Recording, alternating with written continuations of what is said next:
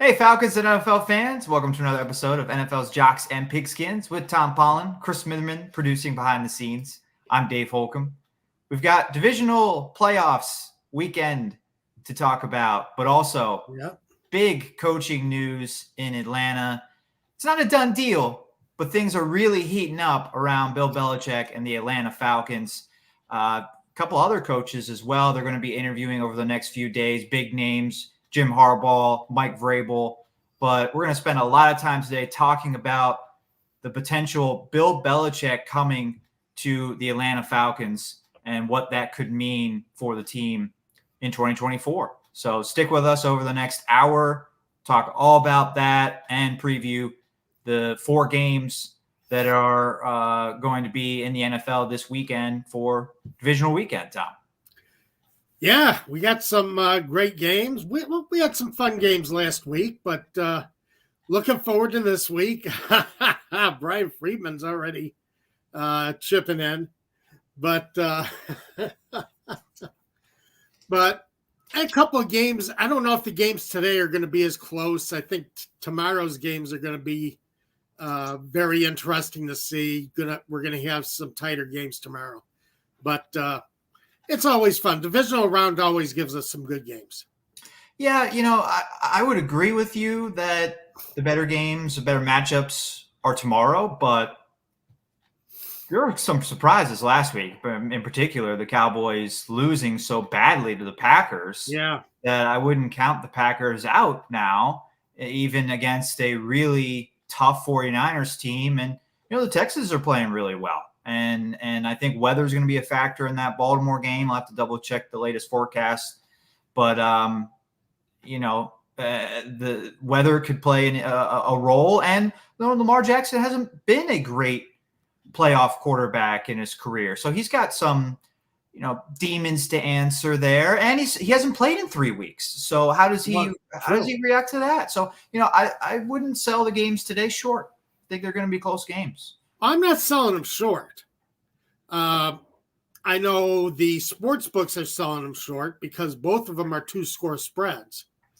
But, I wouldn't sell either game short. Houston has played well, and, everybody knows how I feel about C.J. Stroud, a quarterback. I think he's proven himself as an NFL quarterback. So I like what they have going up against Baltimore in Baltimore. And the Packers, when you got Aaron Jones is running as well as he's been, anything can happen in that game. I don't think that the 49ers are going to lose that game. I think we'll get to my picks a little bit later, but I don't foresee as easy a game for the 49ers as I think a lot of the sports books and a lot of the public are giving the 49ers credit for. Let's put it that way. What's the spread in that one? Spread just increased to 10 from 9.5. So keeps going up, which means a lot of public money is coming in on the 49ers still. So they pumped that up another half point, wanting to see more money coming in on the Packers. They want to get an even split on that game. And says the public does not have a lot of faith in the Packers this weekend. Which I think is a little surprising. I mean, if I was a betting person, I would say the 49ers are going to win. But, I said the same thing last week. I was pretty adamant. I think you agreed with me, Tom, that the Cowboys were going to win that game. And we had Dak Prescott as one of our prize picks. Today's show brought to you by Prize Picks. Download the app. Use our promo code ASU. When you do, get you a 100% match on your first deposit up to $100. We'll have some picks for divisional weekend for Prize Picks coming up in a little bit. Last week I picked Dak Prescott. Thought this is a shoe-in game for him. He's going to break out, show that why he was an MVP candidate all year long. And Cowboys won 16 straight home games, and that all came crashing to a halt. Oh, God.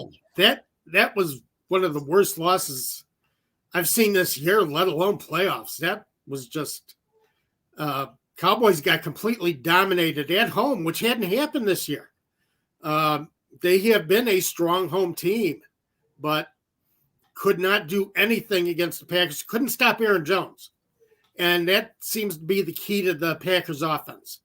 If he gets off, and I mentioned this on Twitter before the game, it's about the only chance I give the Packers if Aaron Jones does get started and has a strong game. Then the Packers might be into it. But I didn't expect to see Dallas lose at home that badly because they haven't done it this year. Yeah. Yeah, I mean, but Jordan Love played really well too. 16 of 21. Yeah. 3 touchdowns. I understand the Aaron Jones love, and I big fan of him. He's been on my dynasty team for a while, so I have liked Aaron Jones for a long time. But I don't think we. I'm not necessarily talking about us, although I think I would include myself in this. I don't think we have given Jordan Love enough credit for his strong second half of the season and him being a reason why the Packers were in the playoffs and why they won that game last week. Yeah, I mean, you can't undersell what Jordan Love has done, but I still think Aaron Jones makes that offense run. When Aaron Jones is running, that gives Jordan Love a lot more opportunities for the air. And he and Josh Dobbs have found a very, have really combined to they've been a strong wide receiver quarterback combination. So, that's something that could go on for quite a few years. It's, they're both young players. They're both getting established. Well, one thing that the Falcons want to get established in 2024 is a new head coach, new quarterback.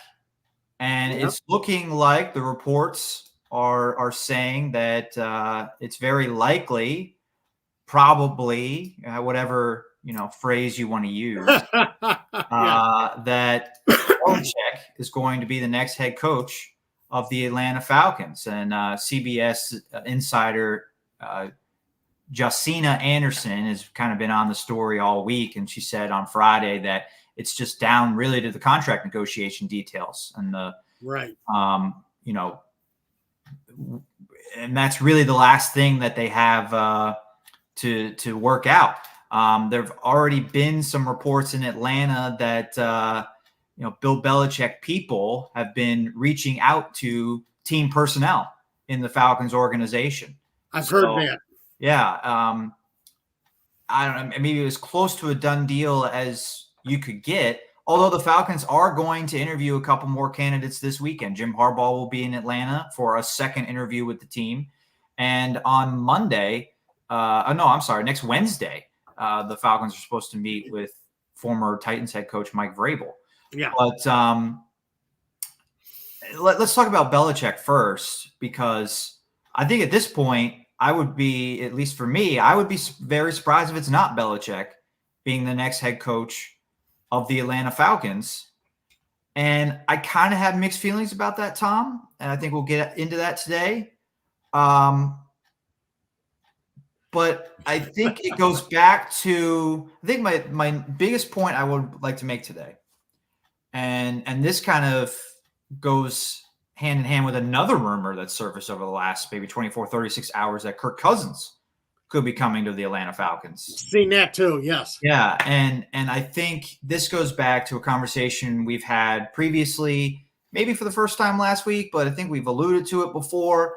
The shortcut, maybe you want to say, that Arthur Blank wants to take to winning the Super Bowl, at least his desire to win the Super Bowl.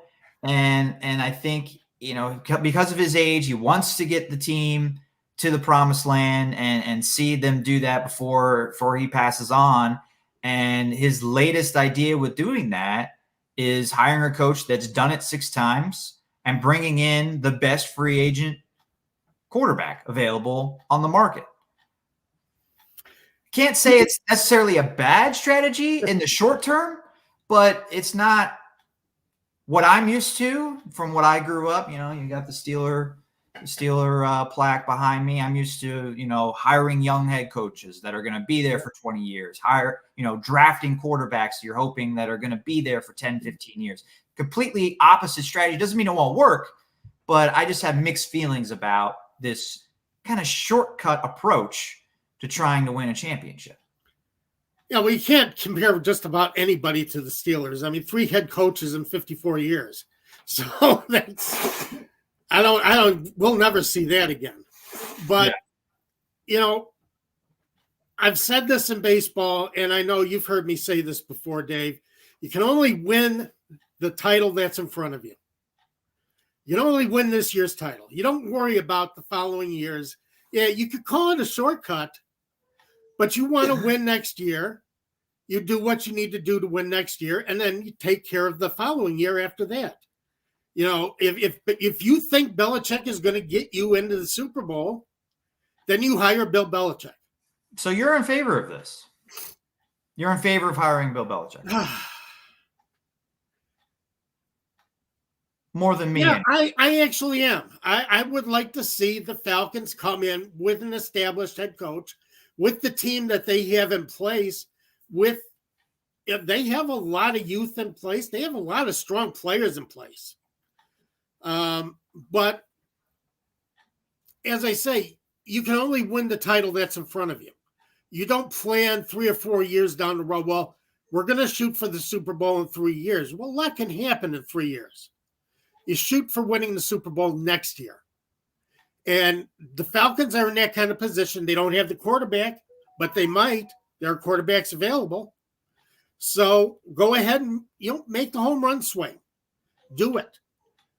Now, with me, the only reason you're actually interviewing Harbaugh and putting an interview with Mike Vrabel up there is to improve your negotiating position with Belichick. You're trying to show Bill Belichick, well, we want you, but we still have other options.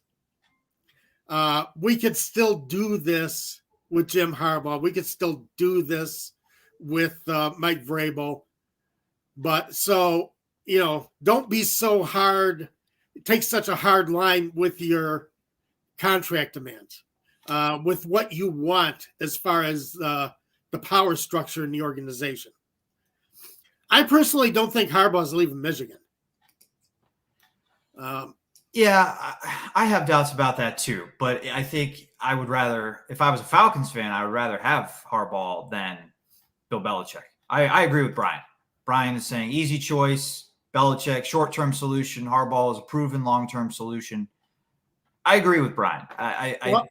Especially because it's really easy to say right now, we get Kirk Cousins and the quarterback situation is solved. Well, what if you don't get Kirk Cousins? Right. If Arthur Blank wants Kirk Cousins, Arthur Blank is going to get Kirk Cousins. I'm not so sure he leaves Minnesota, though. You think the Vikings are going to let him leave?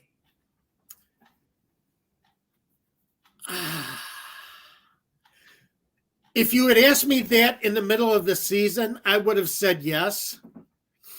But after the second half of the season they just had, trying to plug in, the quarterbacks they've tried to plug in and coming up with nothing. Yeah. Right, exactly. It's very possible that all of a sudden, because Minnesota fans have been ready to move on from Kirk Cousins for a while now.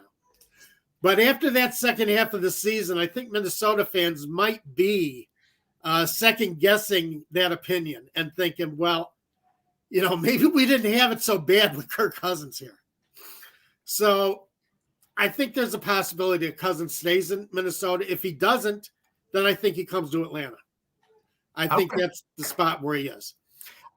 I think that makes a lot of sense if he hits free agency, yes. But I'm not 100% sold he hits free agency. And if you swing and miss at Kirk Cousins, you said there's quarterbacks available. None of them are nearly as good as Kirk Cousins. I mean, Russell Wilson might be available, but not as good as Kirk Cousins.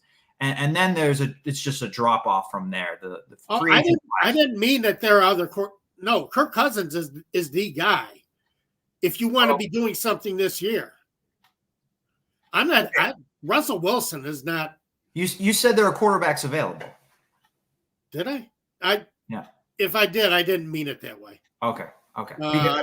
I did not say it the way I wanted to say it. No, Kirk Cousins is the guy. If you're going to bring a quarterback into Atlanta, that's the guy you want to be bringing into Atlanta, or else then you're rolling the dice with any other quarterback you bring in. And that gets back to my point about my mixed feelings on Bill Belichick, because if you don't have Kirk Cousins, your next best option might be Russell Wilson if he hits free agency, if he's released. And then after him, you got Ryan Tannehill, Jacoby Brissett, Marcus Mariota, not coming back here. They're the same names. It's the same names that keep going on this merry-go-round every year. Yeah. And right. And they don't help anybody. They're just the same, same names, different destinations. That's all you're going to get. And that's the problem with these guys. And then you have a situation where what Belichick was in New England, where he just won 3 games with a team that didn't have a quarterback. Right. So that's my hesitancy, and I think Brian agrees with me, the hesitancy of bringing in Belichick for a team that doesn't have a quarterback. Now, I'm assuming that that's been a major conversation when they're hanging out on Arthur Blank's $180 million yacht. That what are we going to do at quarterback? And Kirk Cousins, I'm sure, has been talked about. Another conversation they could have had, Williams bringing up here. Trade up for number 1 or number 2 pick. And, of course, Chicago Bears are the team that have the number 1 pick, Tom. There was a mock draft from The Athletic this week that had the Falcons landing Jaden Daniels from LSU at number 8. But I'm doubtful that he's going to last that long. He's the LSU quarterback, kind of the consensus number 3 quarterback in the class. If you look back at every draft since 2020, the top 3 quarterbacks in 3 of the last 4 classes have gone in the top 6. Right. So by number 8, the number 3 quarterback has been gone. The only exception was 2022, where Kenny Pickett was the first quarterback taken at number 20. And then Desmond Ridder was the second quarterback, not taken until the 3rd round. So obviously, it's just very weak quarterback class. Nobody actually believed in any of those quarterbacks. Right. Very weak class. And this is not a weak class. So these quarterbacks are going to go early.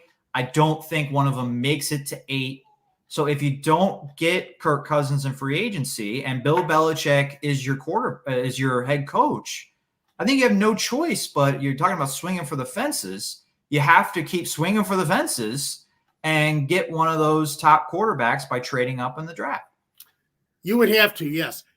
Harbaugh, see, my thing with Harbaugh, why I don't think he's coming in, and Brian already talked about his problems. You got name, image, likeness is hitting college football big, and the transfer portal. Michigan doesn't have to worry about the transfer portal. All right, Michigan does not have to worry. They are going to be a beneficiary of the transfer portal. So I'm not worried about Michigan losing players to the transfer portal. It's just that college coaches are king. They are king of their area. They rule their states. They rule their constituency, the areas where they coach, where they have their fan bases. You can do no wrong if you are a college. Well, you can, but it's very difficult to do wrong as a college coach. I think that argument has a lot of water after the scandal, from October, November, everyone was talking about, and that all of a sudden just kind of went away. I haven't heard anything about it since they won or since they were in the college football playoffs. You have not heard a word. Yeah. It's funny. It's the same thing Belichick was accused of in the NFL as far as taping, opposition sidelines and stealing signals, and almost the exact same thing. But college coaches know when they have it good.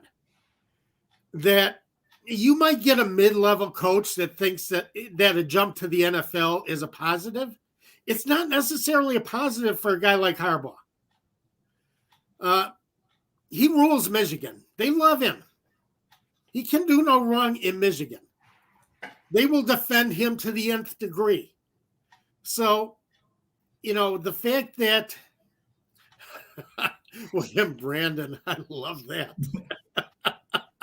Right. Oh, man. I clearly want a cheater. They're interviewing Belichick and Harbaugh. There you go. But and you know what? Marcel has no shame. He says, bring on all the cheating schemes. I just want to win. Some would say it's not cheating. Some would say it's gamesmanship. You're just taking advantage of the situations that are out there. You're taking advantage of all the little opportunities that you have. So it depends on what side of the fence you fall on as far as cheating or gamesmanship. Because if you're a fan of Harbaugh or you're a fan of Belichick, then it's gamesmanship. And you're just taking advantage of opportunities. So, yeah, I don't think it's gamesmanship, but I'm going to leave it at that. It's definitely not gamesmanship. Oh man. But we got a lot of great comments coming in. I think Brian brings up a good point though. A counter argument to your Michigan stuff. I get your argument about Harbaugh, why he would want to stay and everything. I don't know why he takes interviews though if he wants to stay. I know he's taken interviews before and then ended up going back. Does he just simply do it because he wants more money from Michigan? He's using it as leverage. Maybe it's leverage. Maybe he's negotiating a contract, Dave. I guess fine, yeah, but he's negotiating a contract. He's negotiating a contract. He's already got millions and millions of dollars. He really needs to leverage more, but I guess that's what you're going to do. How it works. But I don't know. I don't know. Of course, I don't know Jim Harbaugh personally, so I don't know how he thinks. If he's won that, obviously he's won the championship at Michigan now, something that has been eluding Michigan for a long time. Only had a co-championship for 80 years or something. So it's, and I don't know how he reacts to that. Does he react to it as, well, now I'm going to win back to back. I'm going to do something that only Nick Saban has done in the last 20 years or whatever. Or is it well, I accomplished it and I'm done.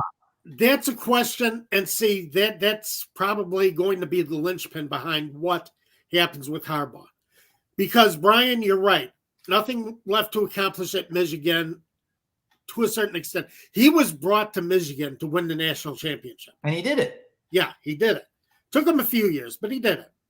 Now it depends on how he feels about that. Does he feel like he needs to come to the NFL and win his Super Bowl now? And he went, but he didn't win. He lost to his brother. That was going to be my other point, that it probably eats at him that he got to the Super Bowl and lost. And I know he loves his brother, that his brother was there at the national championship a couple weeks ago supporting him. Jim is going to be in Baltimore today supporting John.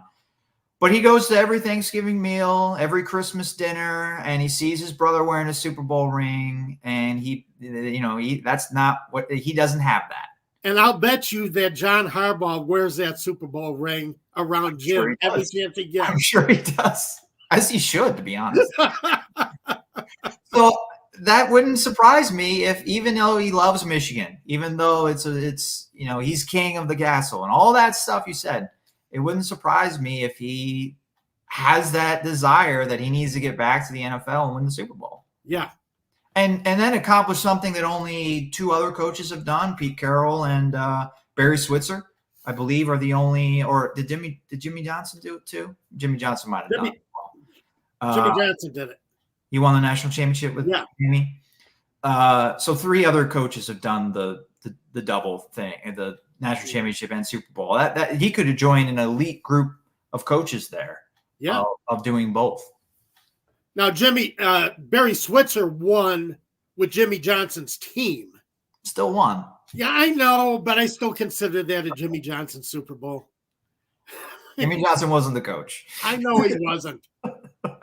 But he built that entire team that Barry Switzer took. So I know, Dave. It's it's technically yes, but I still look at that team as Jimmy Johnson's team. But I'm a little sensitive to that kind of narrative, being a Steeler fan. There's lots of people that say Mike Tomlin won with Bill Cowher's players, and that's just not true. Oh, no, I wouldn't say that. I wouldn't say that at all.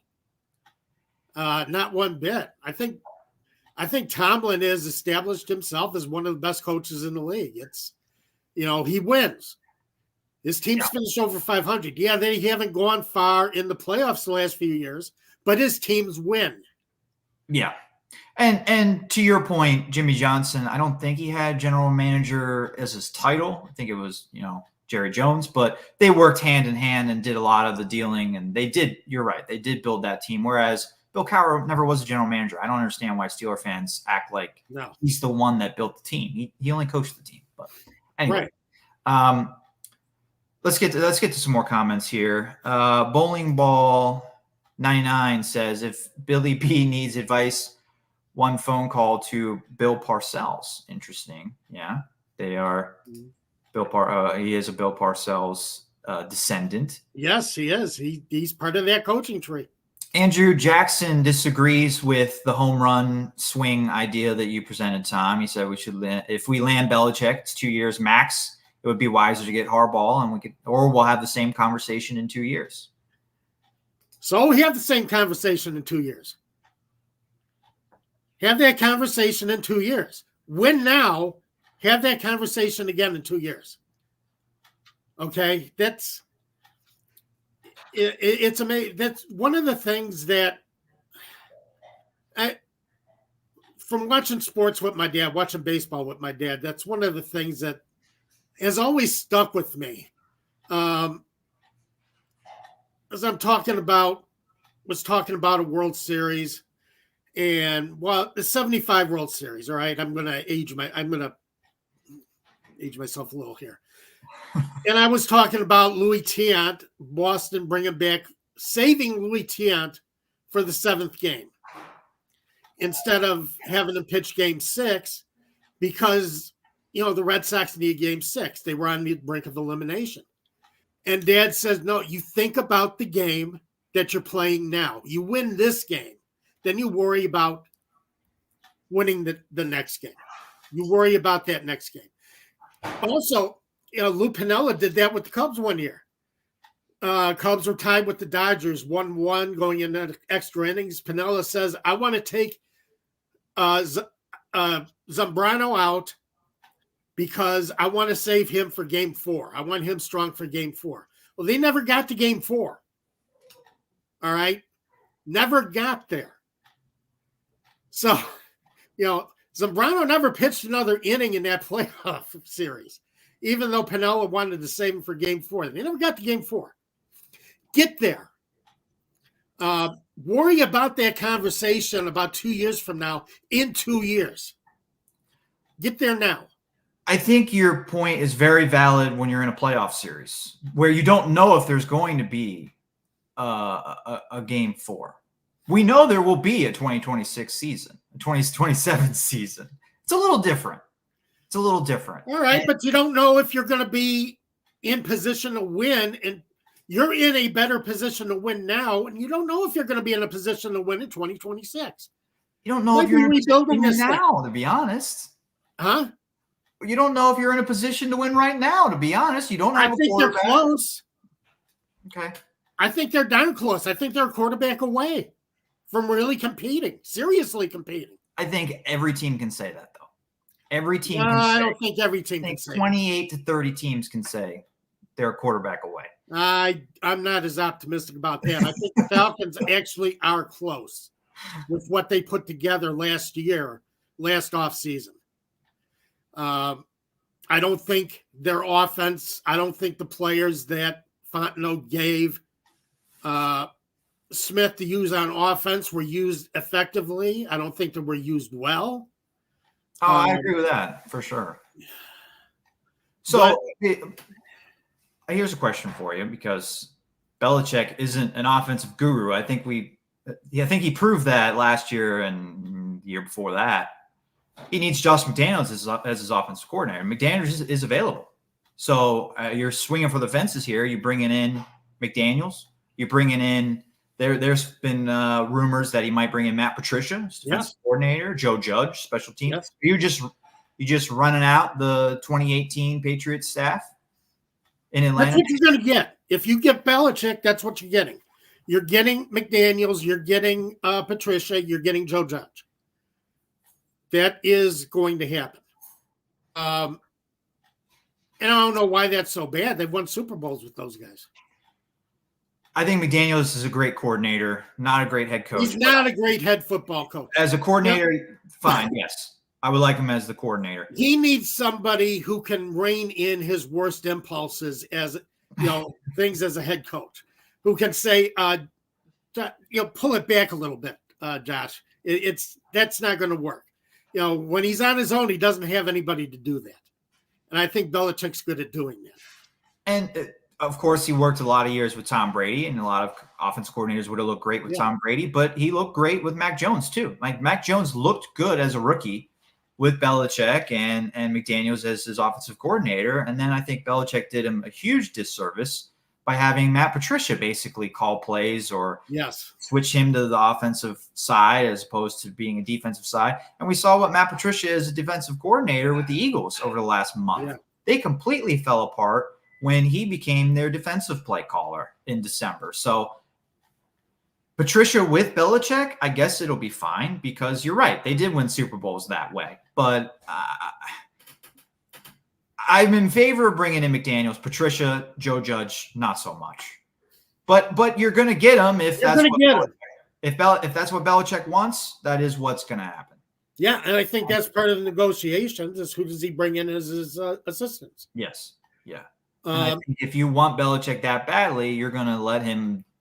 But I think that's one of the reasons why you have interviews with Harbaugh and you have interviews with Vrabel coming up. So you can say, look, Bill, we really want you. Yeah, you can have dinner with Arthur Blank. You can have these great dinners with Arthur Blank, but we're not stuck on you as our only head coaching choice, which means that maybe Belichick doesn't get all the power that he wants in this organization like he had in New England. I mean, he was going to get that power taken away from him in New England. That's one of the reasons he and Kraft could not come to a agreement on how that organization, how the power structure was going to be built going forward. And that might be part of what they're trying to do here in Atlanta is, okay, Bill, and listen, Bill Belichick has only been associated with the Atlanta Falcons. Nobody else has raised his name as a possible head coaching choice. That's true. He's only interviewed with the Falcons. Right. I think that says something that he's pretty confident he's going to get the Falcons job, though. I think that says a lot more than necessarily that no one else is interested in Belichick. Well, the two teams that were interested, he turned down. He turned down Jerry Jones and the Cowboys. He turned down the Eagles. Said he did not want either situation. So, and that's why the Eagles stuck with Sirianni and why that Mike McCarthy is still head coach of the Cowboys. Because Belichick said no to both teams. But basically, nobody else has asked to interview Belichick. Everybody else has been interviewing the other prospects that are out there. But I think what's my reaction to that, though, is the Cowboys and Eagles are more ready to win now. They're more ready to help Belichick reach that win record he wants and that 7th Super Bowl without Tom Brady that he wants.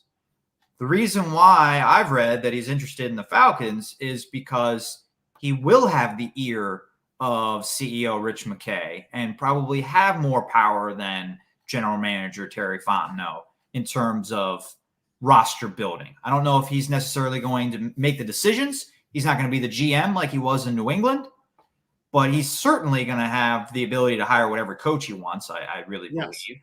And he's going to have heavy influence on Arthur Blank and Rich McKay, who we've talked about over the last few weeks. They're the guys making ultimately the draft decisions, we think. Right. And ultimately, I don't think, and that's the problem I have with this, because that's a problem in your organization if you're letting your head coach sidestep your general manager in making player decisions. You're sidestepping the guy who's doing all the scouting, who's putting together all the information on these players. Belichick, for all his knowledge of personnel, is not doing the scouting on these players. You know, you're putting Terry Fontenot in an awkward spot if you're giving Belichick access to Rich McKay, Arthur Blank, and saying, yeah, he's going to have influence over what happens with this team. Probably the first round pick, most of all. Probably not the rest of the draft, but I would say the first round pick, Belichick probably wants a lot of input on. And again, that might be another reason why you're getting interviews with Harbaugh and Vrabel, to try and tone down what you're ultimately going to give Belichick as a contract, as a organization, as a, you know, how much power he's going to have in this organization. So, yeah, that is interesting. I think that is a good point. How about we end the conversation with talking about the possibility of trading up for a quarterback? Have you heard anything about the Bears' willingness? Since you're in Chicago, I'll ask you this question. Are there rumors about if Chicago is close to deciding whether they're going to stick with Fields or move that number 1 overall pick? I guess they could keep Fields and take, you know, Marvin Harrison Jr. at number 1, or are they leaning more towards taking a quarterback and moving on from Fields, which could be an option as well for Belichick and the Falcons. If Belichick ends up coming to Atlanta, could they end up trading for Justin Fields? The possibility is there. It's really rough because nothing is coming out of the Bears as far as an indication of which way they want to go. There's tons of speculation, but there's as much speculation as there is media. Everybody has an opinion, but nobody has any basis to hang that opinion on. But the Bears, I find it interesting that this past week they interviewed Cliff Kingsbury for their offensive coordinator position. Kingsbury, of course, failed as a head coach with the Arizona Cardinals, but has spent the last year as an advisor with the USC, University of Southern California, which is where Caleb Williams is coming out of. Now, does that add to the speculation if the Bears hire Kingsbury? Does that tell you more about what the Bears plan on doing as far as drafting Caleb Williamson and letting Justin Fields go to a different team? That could say a lot. Yeah. But right now, you got 100 people with 100 different opinions, and they're all valid because there's nothing to hang them on. Okay. Yeah. It's too early in the offseason to know anything. Too early in the offseason to say. I think Atlanta is as good a landing spot for Justin Fields as anybody, as any team out there. I think the Falcons could make it's difficult because there are weaknesses in Justin Fields' game. Sure. And I think Falcons fans, as I say, Justin Fields will make plays that will just astound you, that will make you wonder, and make you think that even Patrick Mahomes couldn't make that play. Yeah. He will do something like that. He has, right. If you only watched his highlight reel, you would think this guy's special. One of the best quarterbacks in the league. He's also does not have good footwork in the pocket, tends to jump around in the pocket quite a bit, which sometimes works for him. And I'm saying a lot of people want to put Justin Fields in this classic quarterback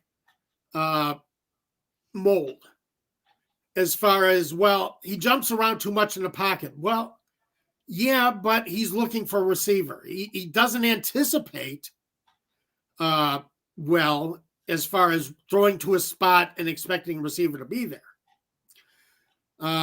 He holds on to the ball too long. Sometimes he will not get rid of the ball. He will not throw the ball out of bounds. Takes a lot of sacks, yeah. You can see that in the sack. A lot of sacks. Yeah. So there are things that Atlanta Falcons fans, unless they have a quarterbacks coach who can work with him, and that's the problem I think Falcons had with Desmond Ridder last year. They didn't have a dedicated quarterbacks coach to work with this guy. You know, you didn't have anybody who could watch film with him and say, look at where your feet are here. You know, here's how you approach this pass. Here's what you should have been looking at. You know, and I don't think Ridder ever got that kind of instruction. Now, Ridder had made a ton of mistakes at the last part of the season. I'm not saying Justin Ridder is still going to be your starter. I still think he's a viable backup quarterback. Yeah. And can win games as a backup quarterback. Right. But I think Falcons fans will celebrate having Justin Fields.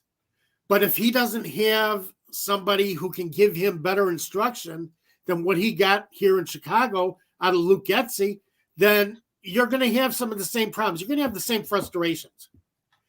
And there are going to be fans who are going to look at that and say, what did we just do? So Cousins is established. So if you can get Cousins is the best option out there right now. Absolutely. Yes. I would not argue with that at all. If they can get Fields, I think Fields would be a positive for the Falcons. I think he would give you more than what the Falcons got last year. But there are still issues with his game. So, you know, take it for what it is. It's, you know, right now I'm saying you bring in Kirk Cousins, let Kirk Cousins run your team. Marcel would agree. He thinks Cousins is the best option, which is what we've been saying. Tony is not in favor at all of bringing in Justin Fields. Absolutely, positively not, is his exact quote. I think where I would like to leave the Bill Belichick conversation, Tom, is if you bring him in, again, I can't stress this enough, it's a short-term solution. Yeah. And that is fine if that's the way you want to go, but you got to make sure that you got the quarterback, or, you know, that's going to just blow up absolutely in your face. Exactly. So Kirk Cousins we agree, Kirk Cousins is the play, but if that does not work out, you saw a couple years ago, Deshaun Watson was the play, and it didn't work out, and it blew up in your face. So you got to have some kind of contingency plan. Right. And that Justin Fields could be that. We had a commenter, Pantera, threw out Kyler Murray's name, trading for Kyler Murray. That would be I was thinking about Kyler Murray too. That would be a very interesting scenario. I'm not totally sold on Kyler Murray, a quarterback. However, I don't think he's ever been put in a good situation in Arizona. I definitely would rather have Cousins, but again, we're talking if Cousins stays in Minnesota, which I think is a possibility, and you bring in Belichick, you got to make a big move at quarterback, because and that's kind of my conclusion here. If you hire Belichick, that's only the first domino. The second domino is a big move at quarterback, and it could be Cousins, could be Murray, could be Fields, or it could be a trade up in the draft. Not necessarily the one with the Bears, but top 3, top 5, and you got to get one of these top 3 quarterbacks in this class. Yeah, I think Belichick works better, and I think that might be one of the things that has kept this thing from being completed already. Because you're right, the quarterback is the second step. If this is going to be a contending team next year with Belichick as your coach, if Belichick feels that he can contend with this Falcons team, the quarterback is part of the equation. It has to be part of the equation. Right. So that might be part of these discussions too. And Desmond Ridder really isn't part of the conversation. He's not part of the conversation. He'll be on the roster, of course, but he's as the backup quarterback to somebody else. Right. Exactly. Right. He's got the experience. You don't need Heineke anymore. You can let him go float, and you got one roster spot. You got your backup roster spot with somebody who has played, but you got to bring in that quarterback to make this short term work with Bill Belichick. You have to have the quarterback along with right. him. Exactly. Or else you might be doing yourself a disservice going the short term route if you don't have the quarterback to go with him. Yeah, absolutely. So there are different. There are so many. Still a lot of balls in the air with this one. To make it work. But I think the Falcons. I think Belichick's interest in the Falcons is because he thinks they are close. I think Belichick likes this Falcons team. I still think it has more to do with I think he thinks he'll have power. Well, that's it too, of course. He wouldn't have power in Philadelphia. They have a great general manager that's won a Super Bowl. He wouldn't have power in Dallas. Jerry Jones is the owner of the team. He's the general manager. He's going to have power with the Falcons. I think it comes back to that more than the actual team. Yeah, but he'd have power in other situations too. I mean, would he have power with the Chargers? Would he have power with the Seahawks? But maybe Chargers. I don't know the GM of the Chargers off the top of my head, to be honest. Or he got fired, right? He got fired. GM. So the GM in Seattle is still John Snyder, right? Yes. I mean, he's established, won a Super Bowl. Yeah. So I don't know if he would have power over, and that's as much power in that situation as Atlanta. It's interesting, but I think ultimately he wants that total wins record. So he's not going any place where he thinks he's going to struggle either. That's true. Yes. So he's got to go to a place where he thinks he can get that wins record in the next couple of years, because he knows time is not on his side. Right. Yeah. So that's something else that's in his mind, not just power, but he wants that prestige of beating out Don Shula, with total wins. Yeah. No, I agree. He does want that. But I don't know Belichick, but he strikes me as a guy that's arrogant enough that he thinks that if I go into a situation where I have power and I'm going to build the thing, it doesn't matter where I go. I'm going to have the success. I'm building it. It's me. I'm going to be there. So could be. Yeah. I don't know. I wouldn't argue against that either, Dave. Thanks. I think you've made some great points here. And well, we have lots of great comments. I want to read some of them, but then we do have to move on to Tom's picks. I want to make sure we have his picks against the spread on the show. But Tony has some great suggestions of quarterbacks. He mentioned Bo Nix is a guy we didn't talk about today, or Jaden Daniels. He's saying have either of them sit behind Cousins for 2 years, learn the game under Jim Harbaugh's tutelage. And Jim Harbaugh, of course, was a former first-round pick as well. Yes, that is true. Bowling Ball does not want a rookie quarterback, so he's all in on a Cousins signing. And if you don't get that, you got to make a trade for somebody, or Russell Wilson if he hits free agency. I guess that's really what you're looking at. Yeah, but is Russell Wilson's career over? We've seen a lot of Russell Wilson the last 2 years. I only mention him because I'd rather have him than Ryan Tannehill or Jameis Winston. Well, I got you there. Oh, Jameis Winston, no.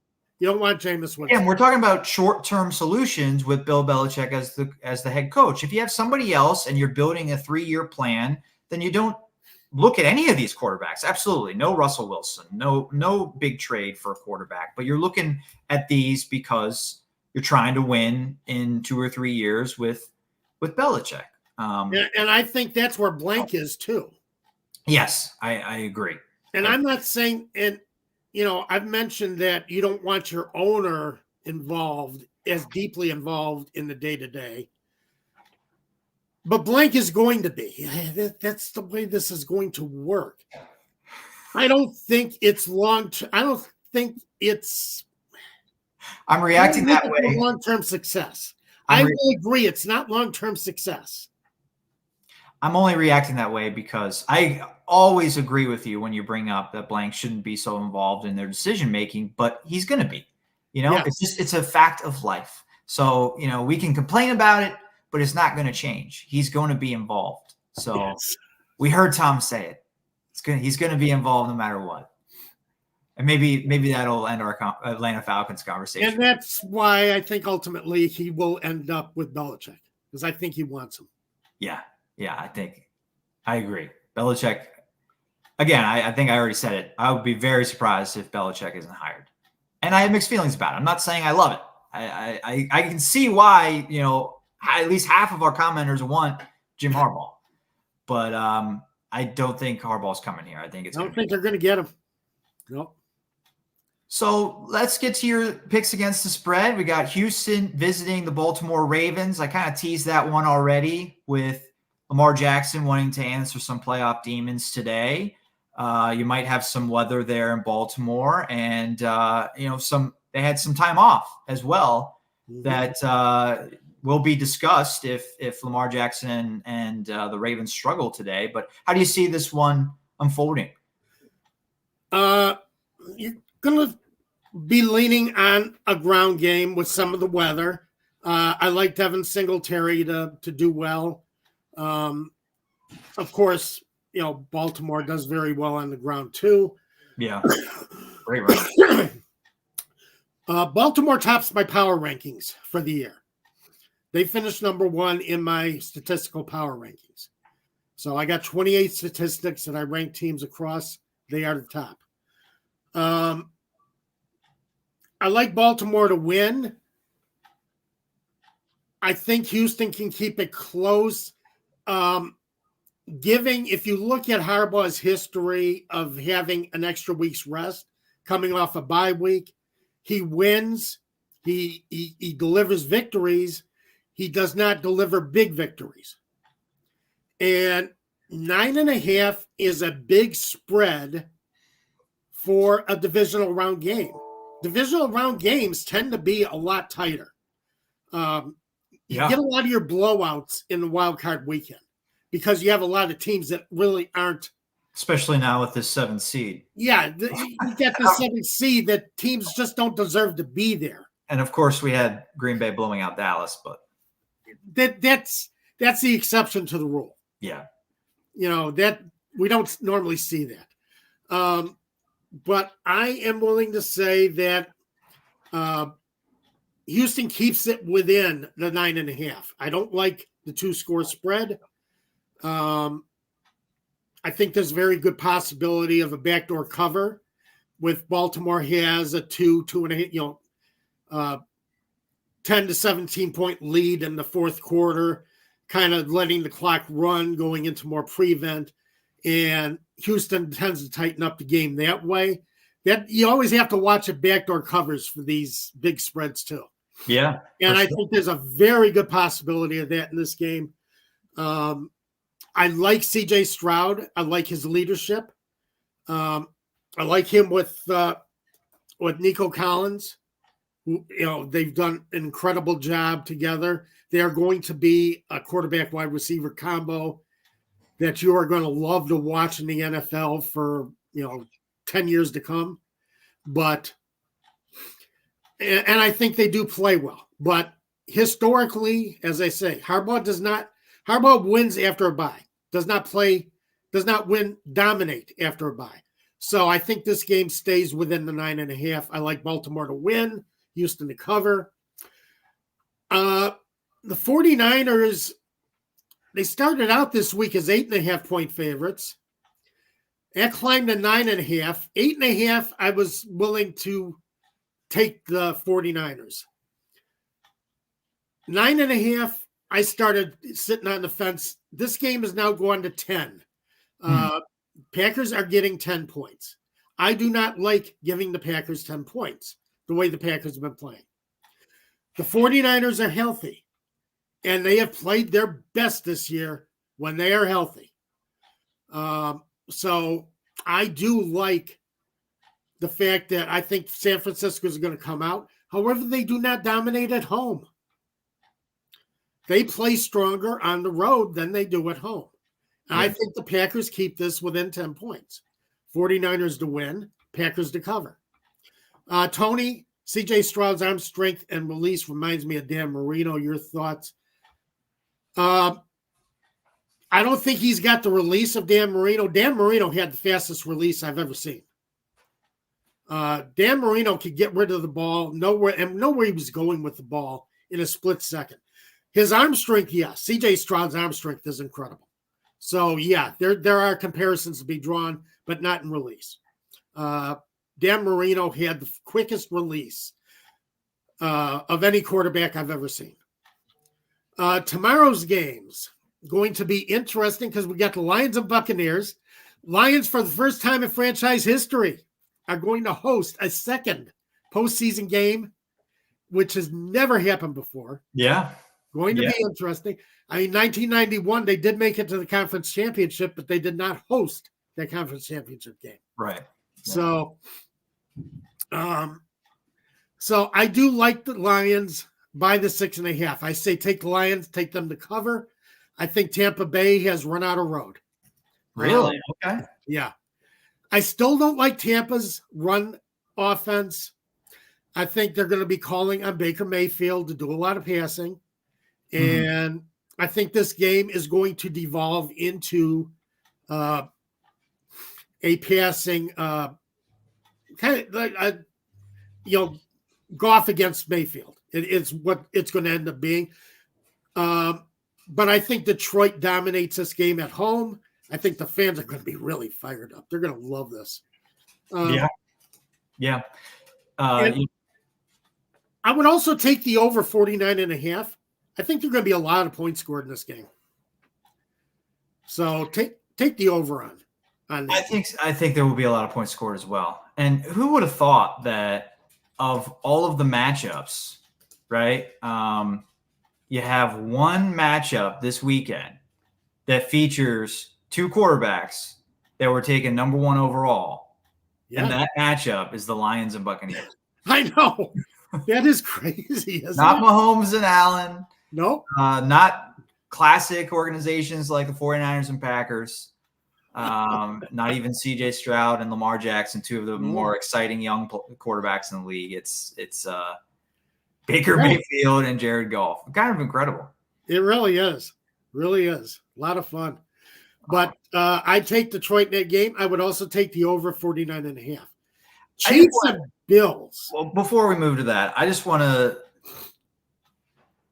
go off a little bit on the Lions. Like I like the love you're giving them this week, because I think going into that game last week, not just you, Tom, I think you picked them. You picked the Rams, and then you said afterwards, you switched after our show. You thought about it again and switched to the Lions.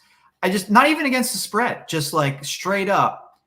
So many analysts on TV were picking the Rams to win. Yes. And like there was an ESPN panel I saw. It was just like 6 people, clean sweep. All 6 analysts picked the Rams to win, and it was only a 1-point win for the Lions. They actually didn't cover the spread. No, they didn't. But stop counting out the Lions. And you're not. I'm not. This isn't a message for you, but I think people overall, just this Lions team could win the Super Bowl. They could win the Super Bowl. They could. And they play tough against tough teams.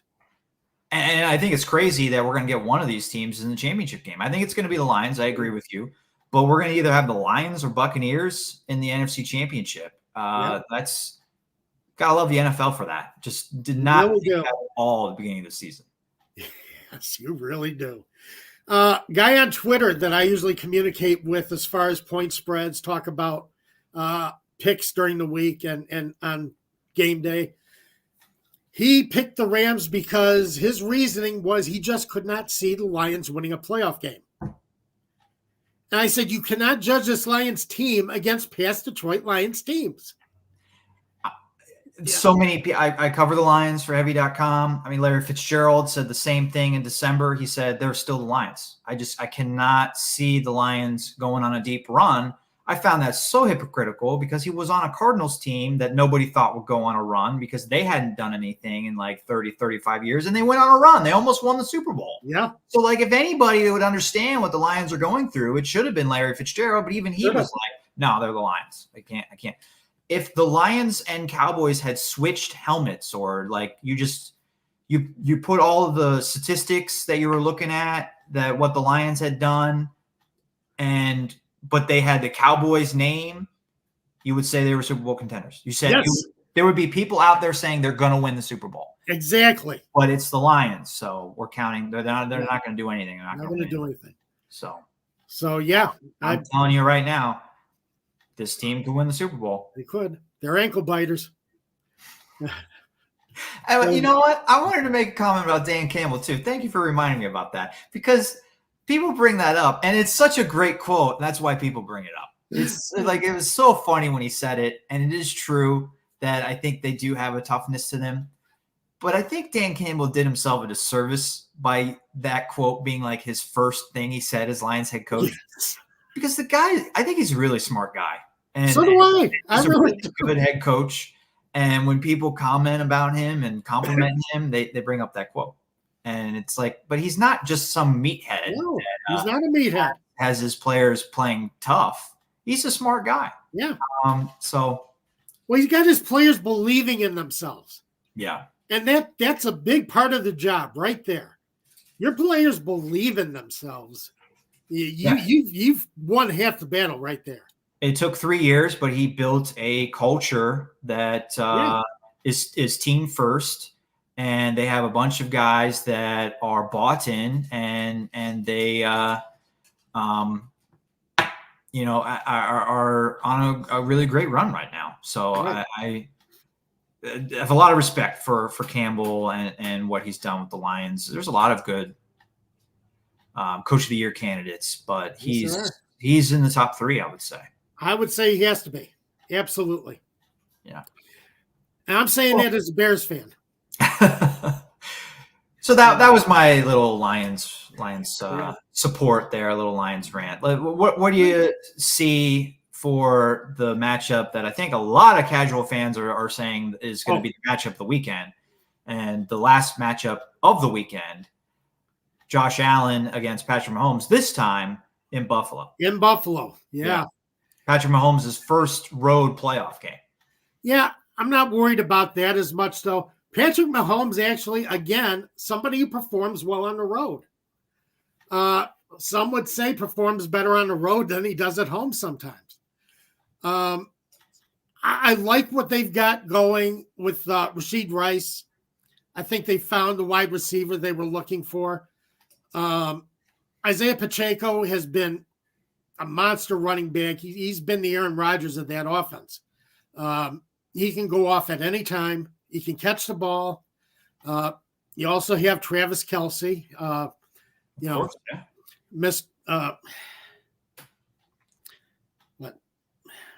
Mr. Taylor Swift.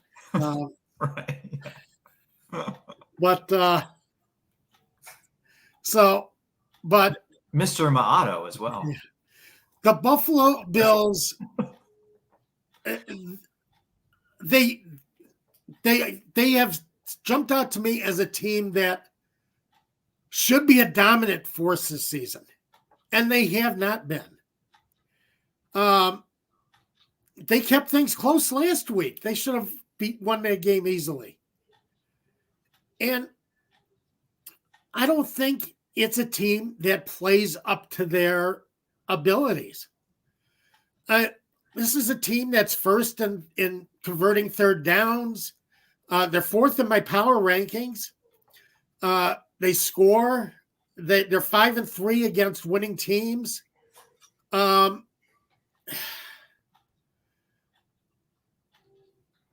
the Chiefs have been there. And I kind of have more faith in the Chiefs of doing this than I do with Buffalo. And it's tough to say. I think Buffalo should win this game. I don't think they will win this game. I think it's going to be the Chiefs plus 2.5. So it's a rough one. I kind of feel the same way, that I've been waiting for this Buffalo team to break out all season. And they have a winning streak going, but not a very dominating winning streak over a lot of dominating teams. I'm not sold on these guys. They're 17-0 now, including last week when Josh Allen doesn't turn the ball over. Yeah. And I don't want to just oversimplify things to just one stat, but I'm going to. If Josh Allen doesn't turn the ball over, the Bills will win. But I don't have confidence that he won't turn the ball over. How long has he been in the league? He's been in the league since 2018. Yeah. I don't know off the top of my head how many games he's played. But to me, other than the fact that, wow, that's incredible that they're undefeated when he doesn't turn the ball over. My other reaction to hearing that stat last week during the Steeler game when they were 16-0, now they're 17-0 because he didn't have a turnover in the playoff matchup. He's only had 17 games where he didn't turn the ball over. That was my other reaction. Yeah.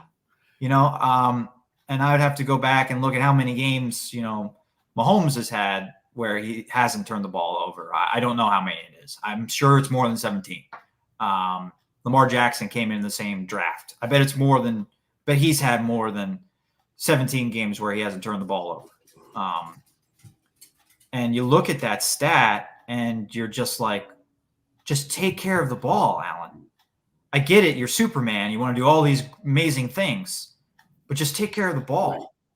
But I don't have confidence that he'll do it. I think he was able to do it last week because I think he knew that the Steelers team wasn't as good as they are on paper. So he really was cognizant of, okay, I'm not going to have what happened like in the first week of the season where we played the Jets and I just completely ruined everything. Threw the game away, threw the game away with 4 straight possessions where he turned it over. I'm not going to do that. Going up against Patrick Mahomes, even at home, I think he's going to be more of, I got to be Superman. He's going to turn the ball over. Yeah. So do I. Plus, I like the Chiefs' defense, too. I think the Chiefs play better defense.